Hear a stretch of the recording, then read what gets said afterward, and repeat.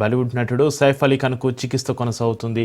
ఐసీయూలోనే అతనికి వైద్యం అందిస్తున్నారు డాక్టర్లు. సైఫ్కు 5 గంటల పాటు మేజర్ ఆపరేషన్ జరిగింది. మరోవైపు నిందితులను పట్టుకునేందుకు పోలీసులు చర్యలు తీసుకున్నారు. 20 బృందాలు ఏర్పాటు చేసి గాలిస్తున్నారు. ప్రభాదేవి ప్రాంతాన్ని జల్లెడపడుతున్నారు పోలీసులు.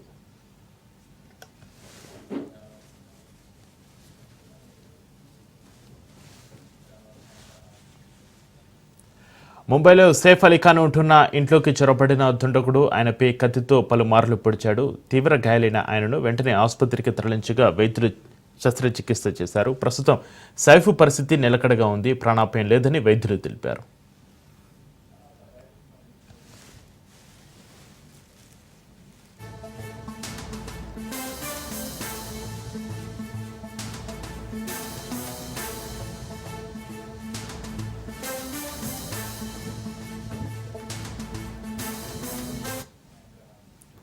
సైఫ్ అలీ ఖాన్పై దాడి చేసిన నిందితుడిని ముంబై పోలీసులు అరెస్టు చేశారు. బాంద్రా పోలీస్ స్టేషన్ నుండి నిందితుడిని పోలీసులు ప్రశ్నిస్తున్నారు.